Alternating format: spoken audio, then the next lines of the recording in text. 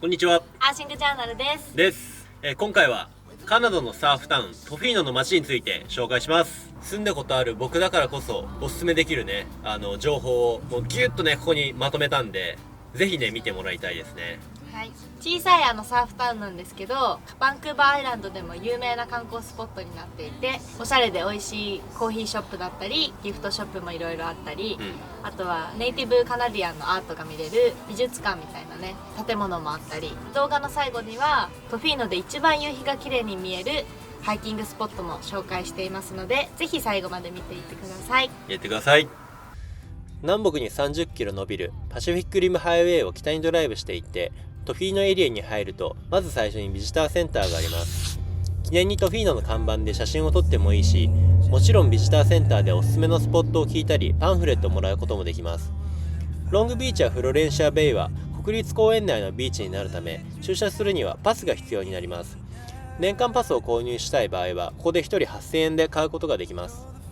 それから少しドライブしていくと、右側に飲食店やサーフショップが集まった砂利のエリアがあり、そこの一番奥で店を構えるのがトフィーノで一番有名なフードスポットタコフィーノです。かなり人気で、昼頃に行くと最低1時間待つことを覚悟してください。午前中に行くか時間にゆとりがある時に行くことをお勧めします。僕が住んでた10年前からタコフィーノは人気でしたが、個人的にタコスよりもブリトーが美味しいです。おすすめはポークブリトーとクリスピーチキンブリトー。10年ぶりに久々食べたブリトーは10年前と変わらず美味しさとボリュームで感動しました。ディアブロクッキーも美味しいのでマストで注文してください。ステッカーも可愛いです。ボリューム満点なのでお腹空かせていきましょう。もしタコスやバーガーが食べたかったら同じエリアにあるワイルドサイドグリルがおすすめです。そこまで並ばずにテラス席で食べることができます。僕たちはフィッシュタコス、プルドポークプーティーン、ポキポケットを注文。タコスはカリカリに揚げられたフィッシュがボリューミーでめっちゃ美味しいです。プーティーンもポークがどっさり乗ってて美味しかったです。スナポケットは日本と同じお稲荷さんにマグロ、ネギ、マヨ、ガリが乗っててとても美味しかったです。ここはあゆみにごちそうになりました。ごちそうさまでした。めっちゃ美味しいわ。あゆみはタコフィーノより好きだったみたいです。タコフィーノより好き。デザートはその隣にあるチョコレートトフィーノで。トフィーノで手作りされたチョコレートとジェラートのお店で、店内はとても可愛くお土産にぴったりなチョコレートがバラ売りで売られています。ジェラートは1スクープ800円と少々高めですが、ボリューム満点で濃厚なチョコレートの味。子供も大喜びのスポットです。ぜひ行ってみてください。同じエリアにあるサーフショップリブトゥーサーフもあります。サーフボードはもちろん中古のウェットスーツやショートボード、スケートボード、アパレルもたくさん置いてあったので、サーフィンをしない方も見ていて楽しいと思います。続いてタウンの方に3分ほど運転して左に曲がると見えてくるのがトフィーノブリューイングカンパニーというビール工場になります。テイスティングもできて店内もおしゃれで、ビールのラベルもとっても可愛いです。オリジナルグッズも売ってるのでぜひチェックしてみてください。ビールはタフセッションが個人的におすすめです。そこからまたさらに北に進むとサーフショップが2軒あります。左側はサーフシスターズというサーフショップでサーフィンスクールもやっています。サーフィン女子が好きそうなアパレルやウェットスーツ、板も何本か売っていました。あゆみはここで中古のウェットスーツとブーツをゲット。レディースものはここが一番安かったです。その向かいにはロングビーチサーフショップというサーフショップがあります。オリジナルグッズもいけていて、アパレルからサーフィングッズ、サーフボードまでおしゃれなものがたくさんセレクトされていました。特にロングボードの品揃えは多くおすすめです。レンタルボードもありました。少し先に進むと右側にリノコーヒーという人気のコーヒーショップがあります。地元の人にも愛されているコーヒーショップで、いつ行っても人で賑わっています。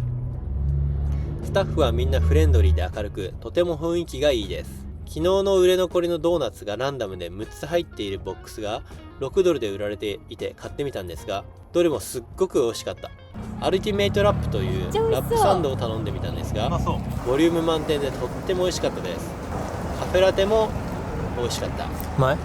この店オリジナルのコーヒーは欠かせません。ドーナツと一緒に飲めば口が休まる時間を与えません。街の突き当たりには桟橋があります。ここでリノコーヒーで買ったコーヒーとドーナツを食べながらのんびり水上飛行機や景色を見て過ごしました。天気がいいとすごく気持ちがいいので、お散歩としてもすごくおすすめです。青い海に赤い柵と黄色い建物がとても映えます。坂を登ったコープの反対側にはお土産ショップ、ドリフトウッドギフトショップがあります。トフィーノのオリジナルグッズが豊富で、T シャツ、キャップ、マグカップ、ポストカード、ステッカーやトフィーノのローカルメイドの石鹸やキャンドル、お土産にもおすすめのアイテムが勢ぞろいでした。私たちもトフィーノのキャップをそれぞれ購入。店を出て交差点右斜め向かいにツリーハウスギフツというギフトショップがあり、シックな本革のノートブックやおもちゃ、インテリアグッズが多くありました。私たちはクリスマスオーナメントを購入。パタゴニアが置いてある可愛いセレクトショップ、キャラバンビーチショップ。海好きの女子なら絶対好きなアイテムがずらり。アパレルだけじゃなくてアーティストのマグカップやポストカード、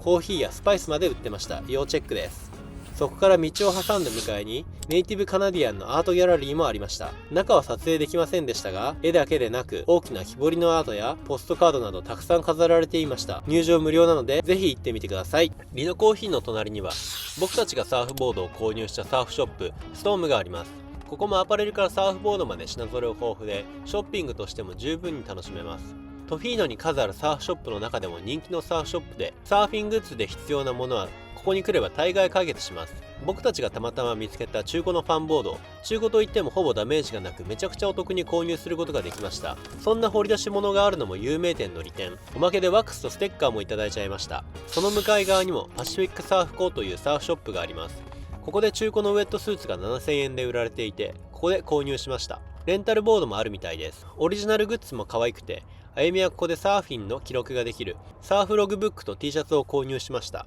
一日の終わりは最高の夕日スポットで締めましょう。ビジターセンターより南に下り、コックスベイというビーチにアクセスできる駐車場に車を止めます。ビーチに出て右にずーっと歩いていくと、岩の間に山の頂上へ続く抜け道があります。最初はいくつかの道に分かれていますが、全て同じ道につながり、15分ほど登ったら頂上に着くので、比較的誰でも登れるかと思います。雨の後は足元がぬかるんでいる場合もあるので、履物に注意しましょう。頂上からの景色は本当に絶景。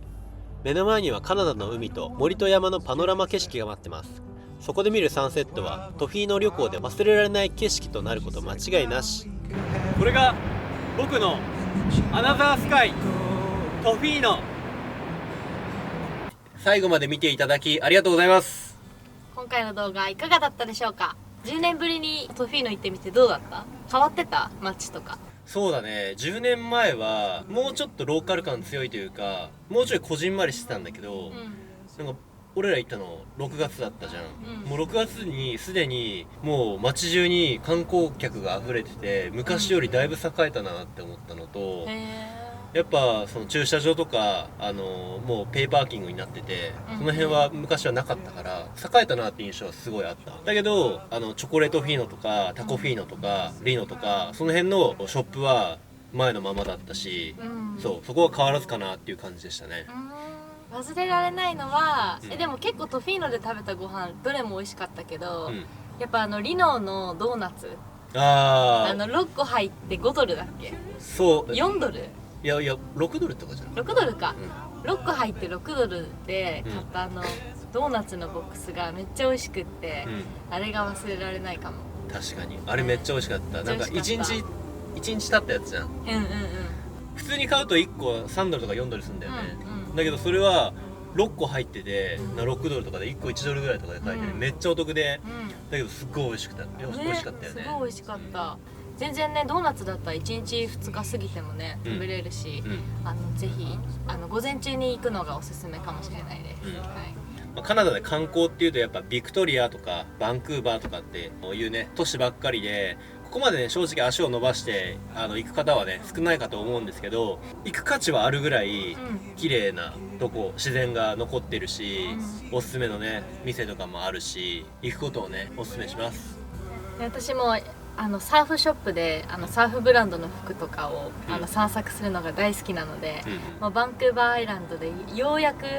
こんながっつりサーフショップに出会えて、もうワクワクが止まらなかったです。ちょっと買い物は控えて、そんなに買ったりはしなかったんですけど、でももう見てるだけで楽しくって、うサーフィン女子とかねサーファーだったらもう余計にワクワクする場所なんじゃないかなと思います、はい、ではね、今回はこんな感じでタウンを紹介させてもらいました。はい、次回の動画ではトフィーノのサーフスポットをね細かく紹介しようかなと思ってますので、サーファーの方は必見になりますので、はい、ぜひチャンネル登録して待っていてください。見てください。はい、いいねとコメントもぜひよろしくお願いします。お願いします。では次の動画でバイバーイ。バイバーイ。